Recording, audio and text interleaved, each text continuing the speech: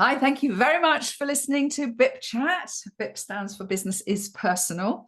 It may be your first time listening to this because we have a fabulous person that I'm interviewing today, Jo Parker. And the Business is Personal message is very much about how our personal life affects our professional life, and our professional life affects our personal life. The two are so combined. And in my book, Business is Personal, I talk about all my personal self-development journey that ended up really helping me to lead a better life. And so I'm very excited because today we're going to be talking to Jo about her podcast that's just been launched and doing really well. And I listen to it now, and I'm not great at listening to podcasts, but it's become one of my favorites. And it's called When the F, and actually what the F stands for, When the F Did I Get Old?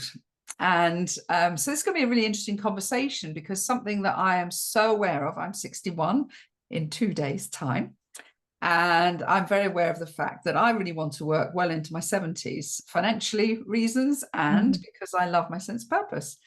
And so if you're listening to this, and I know that so many people are going to be working to their 70s, I saw my godmother, who's 89, who still has 3 clinic days as a homeopath, trained when she was in her 30s. She's so vibrant from it.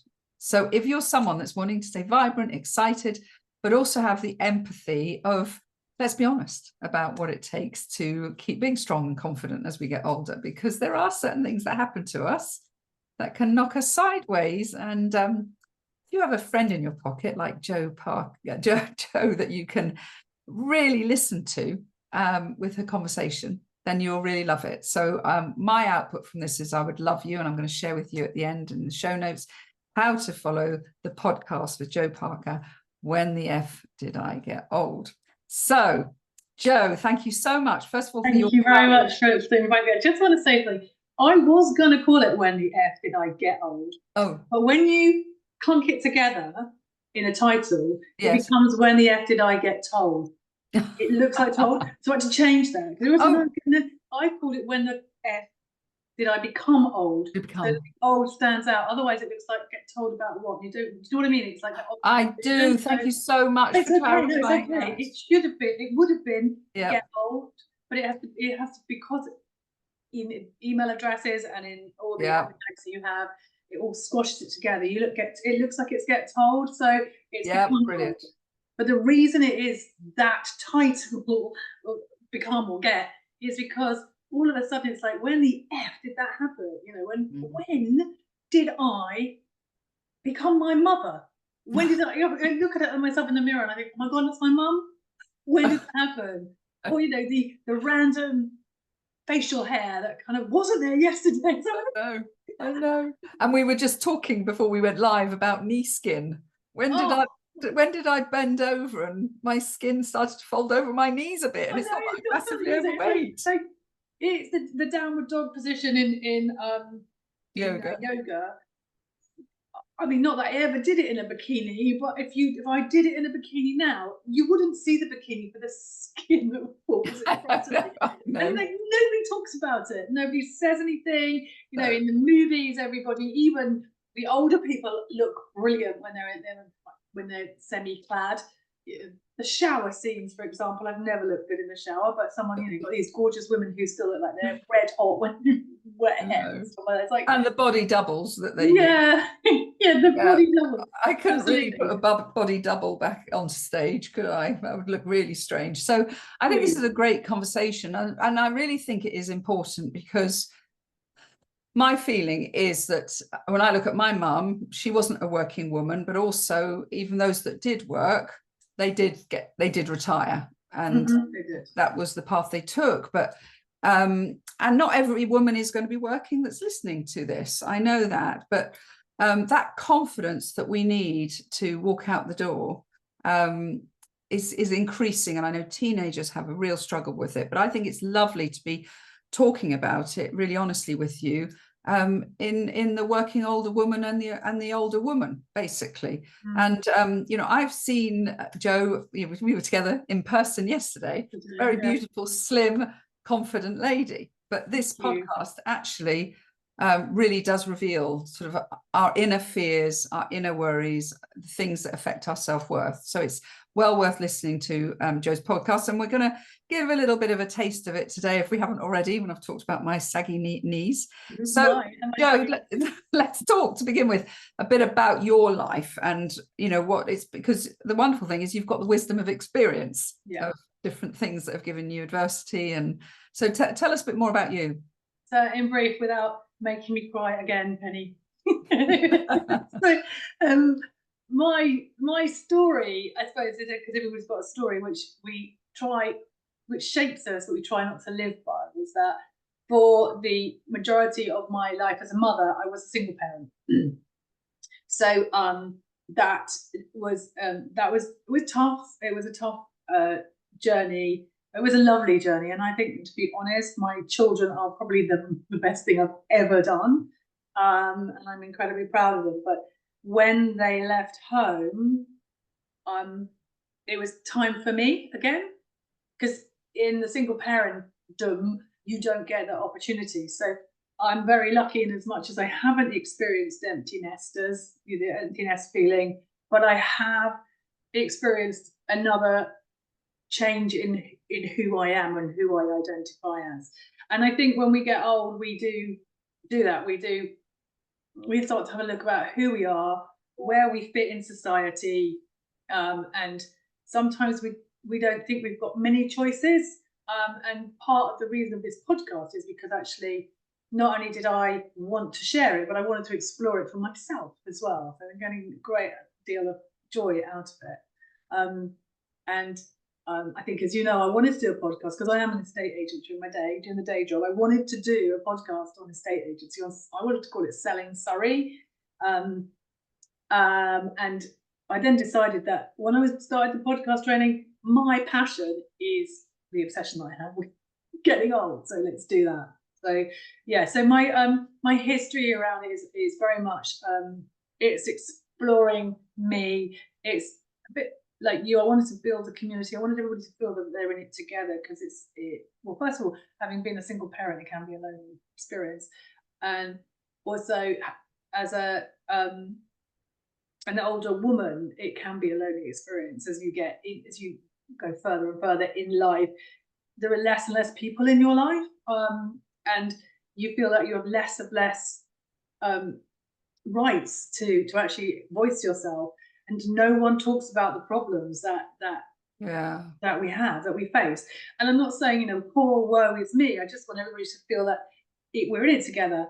I want to have a laugh about the fact that my body is falling apart around me, but I also want to have a look at how to mitigate some of those falling apart parts as well. Yeah, no, that I love that. And I think you're right. I think if you can normalize experiences in life by sharing, you don't feel so isolated and feel so much either, like, why me, or also, what have I done wrong? Did I not keep fit enough, or, where did I go wrong? Now, you and I, when I first met you, I said, I love getting old. And I think I shared that I lost my niece when she was only 29, 10 years ago. And I think she should be 39. She was eight weeks after she got married, and she should have children around her. So I vowed to her on her funeral day, I will never complain about getting old.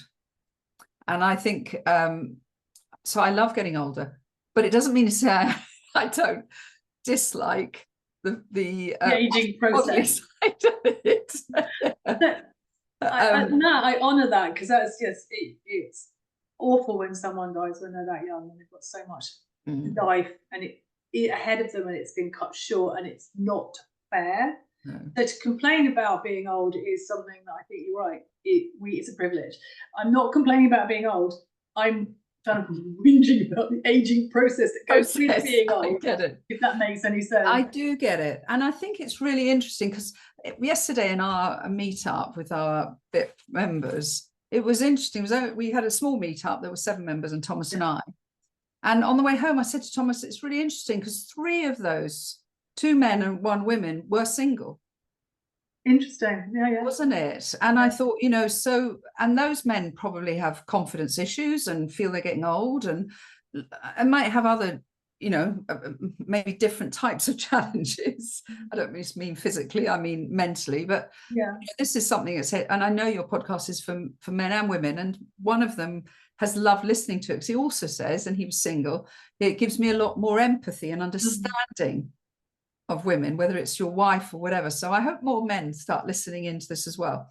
So yeah, there's the thing about, what do we do to stay confident but not really go down the path of spending a fortune and changing the way we look with cosmetic? Well, yeah, when I got that answer, I'll have made it, won't I? I know, because I mean, I would say I won't ever have it, because I look at like Dame Judi Dench and I think she's just amazing, and I'd be devastated if I found out that she had gone that path, because to me she's aged so beautifully and naturally. Yeah, and there's something about that. So it's interesting, because Judi Dench is someone that I admire too, and she's got more beautiful as she's got older. I think if you look at her as a youngster, she's not as I don't know, alluring, I think is probably the word. And I think that comes from self-confidence, because she's not very big, but she's got presence. Yeah.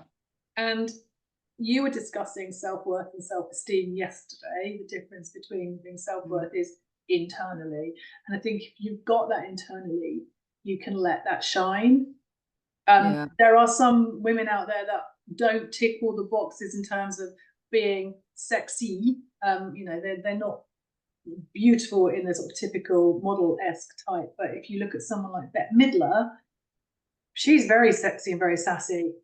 And she has an ability apparently to disappear if she wants to, turn her light off, she can go into a room and not be noticed. When she becomes Bette Midler, she shines and she's got that allure. And I think it's tough out there in terms of what the expectations are of women, especially, but there are men as well. But initially, we're tackling women because I am one. Yeah. It's what's expected of how we look. In order for us, we are up against the how we look, but we also need to think about how we feel, because actually we all know that kind of light, that kind of self-worth, and that kind of sexiness, that energy comes from within, regardless of what the external is. Yeah, I completely agree with you. In fact, a number of years ago, it could be 10 years ago, I saw an Instagram quote that I love, which is, as a woman ages, her beauty moves from her face to her heart. And it had a huge impact on me, because when I think, like, I went to see my godmother on Sunday, she's 89. She's trained to be a homeopath when she was in her 30s. She still does 3 clinic days. She's always been so glamorous and everything. She's incredible. And, but she's stayed very naturally herself. And her beauty, absolutely. I mean, Thomas, when we drove home, said, what an incredibly sexy, gorgeous, amazing lady she is. Because of what's in her heart, really, and the wisdom of that. So I wonder sometimes, like I'm doing a speech for Experian next Tuesday for International Women's Week up in interesting. Okay. Up in Nottingham, and I do wonder how many of those women will be judging me because of my age, or maybe not. Maybe it will be that they're looking for wisdom that they can receive in their 30s and 40s that might help them to have a better life. Interesting that you said that. Interesting. So that is the divide and rule. That is, make women feel like they're being judged, and therefore we can't be ourselves. It's like we should be. There should be a sisterhood, in fact, of women, and regardless of age, and we shouldn't be competing against each other. I mean, if you look right back at the nature of females versus men, is absolutely, yes, we do fight against each other, because we want the man, and we want him to look after us, and we want him to protect us and help us so we can raise our children and all that. But actually, right now, we should be honouring the elderly in our society and not putting them down and not criticising them, because, like it or not, it's going to happen to us all. And if it doesn't, then you've been very unlucky. But if life goes the way it should, you'll end up being old yourself one day and then going through all these feelings and thinking, God, I'm being judged for what I look like, for how old I am, for my grey hair, for my saggy knees. It shouldn't, all that kind of stuff. And actually, fuck it. Basically, we should have reached an age where we don't care, and there are some people out there that are telling us this. They don't care. There's a Helen Mirren quote that's like, now that I'm old, I don't care. I can sit by myself. I can have a cup of coffee by myself and watch TV, watch a movie by myself. I'm happy, and that is a state that I think we all aspire to get to, but we don't allow ourselves, or we're not allowed to do that. Yeah, absolutely. I think that's really beautiful. I mean, ultimately, we just want peace in our hearts, don't we? We do. Not feeling that struggle. So what type of things are you planning to address in your podcast? So the first podcast, as you know, went out on Valentine's Day, and we looked at dating. Sort of post 60s or late 50s, and some of the challenges that we happen in that dating process. We looked at changes in terms of psychological role changes, etc. We've got tomorrow, on Friday 28th, we are doing sex in later life. So that's interesting. That will address some of the challenges that we as women face, in terms of, like, we're told you're not careful and you don't do HRT, you're going to get giant vagina and it's going to hurt and all this kind of stuff. So looking at those kind of really personal bits as well. You know what I'd like on that program is that I watch television, and if I watch an American movie, you'll see this couple in our age bracket meet and go up to a hotel and thrash around the place and throw each other against a wall and have this, and I sort of think this illusion is just not, I think it's not helping any of us. No, it doesn't help any of us. No. You're absolutely right. So we do talk about that. It's actually, and also sex isn't necessarily intercourse. And there's a lovely Esther Perel, who, have you come across her? No.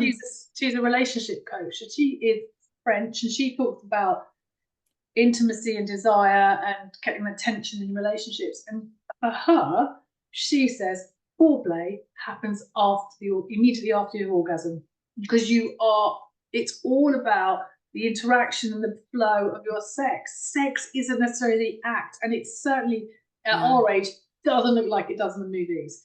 My body doesn't look like that.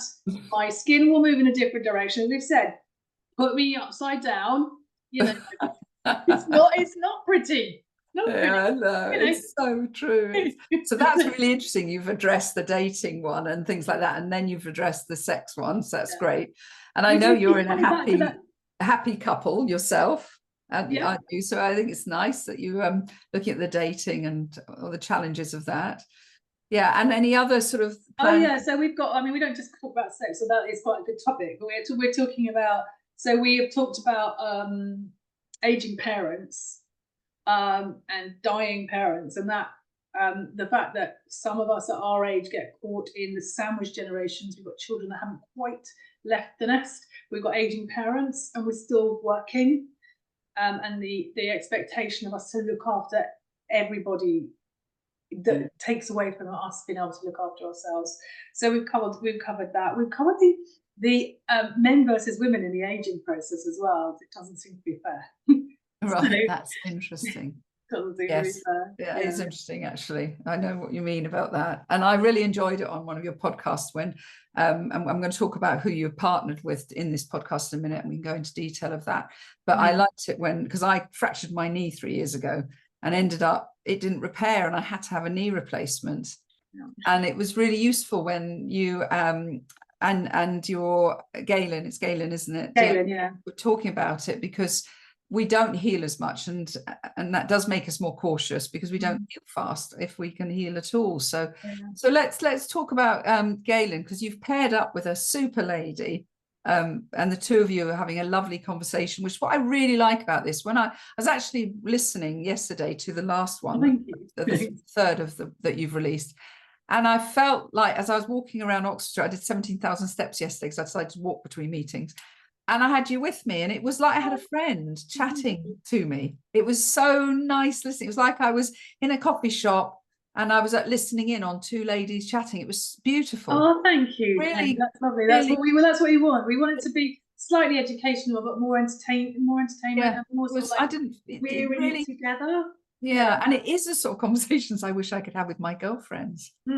But I think working, and I don't know how many other ladies can relate this, with family, that's so important to me, and working. My Saturday nights were not having dinner parties because I wanted to stay in and watch X Factor and be with my kids, because I'd worked during the week, and I didn't go and play tennis on a Tuesday morning or go to this or go to that.